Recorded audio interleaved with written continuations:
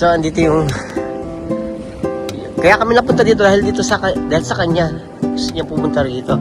I mean, meron siyang trabaho dito. Part-time daw niya dito. So, dito siya. Hanapin natin kung saan. Siya kasi meron silang activity dito na from school. Kasi physical education siya dito.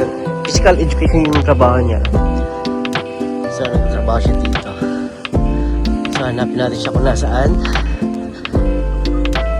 My goodness, puro foreigner nandito. I mean, foreigner pala.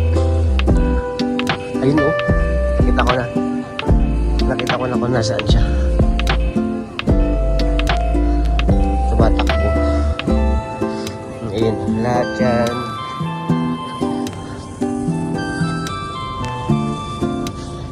May over yan guys. Lasing yan kagabi. Kaya ayun yung trabaho niya. Part-time lang yan. Para sa kanya. Pero ay mga bata. Yun o. Ayun pala siya. Yung mga student niya. Tinuturuan. Ayun siya o. Mukhang lasing pa.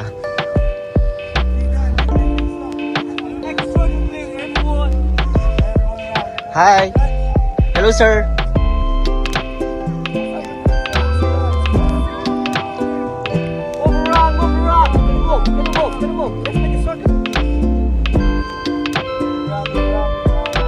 Sige, trabaho niya. Pero lasing yan.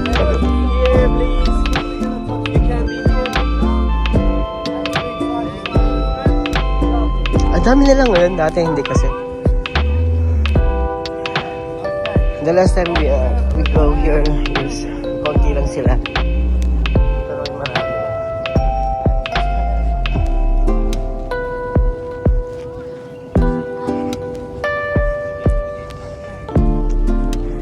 So ayan.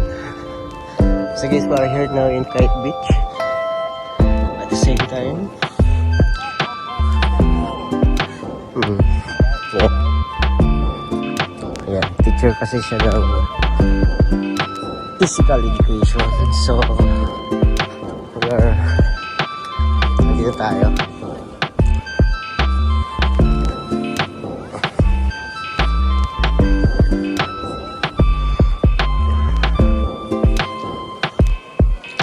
Kung napansin niyo, may Burj Al Arab.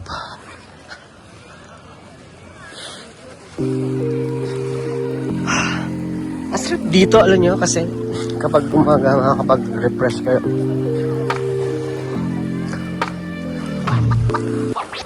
Ang linis ng tubig, ang linis. Ang linis ng tubig. Yung ate ko na doon. Pwede kayo mag-sunbathing dito. Guys, pero itong island na doon is... Asan yung kasama ko? Parang nawala na. Guys, unexpected kasi kahapon. Tinatapos ko na lang yung notice ko na putang ina. Ang hirap sa trabaho ko, busy.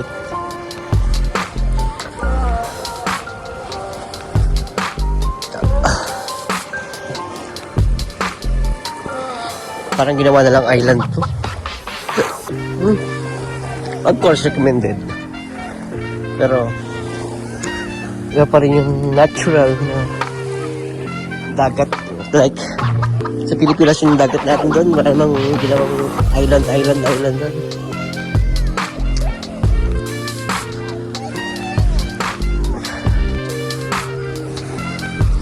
Yung ate ko, lasing, no? Ate ko yan, no? Yan. Ate ko yun kasi sombrero ko yun. Yan ang ate ko. Yan ang ate ko. Ate ko yan. Ate! Ate ba kita? Gago ka. Ha? Ate ba kita? Pilipino nga yan. Pilipino yan, bro. Hi! Dito, yun yung ginawa ko. Hindi ako malapit sa katabi ng bird sa laraw. Kasama ko yung ate ko. Wala tayong trabaho, guys. So, we can spend our time in the beach. Seaside. Woo!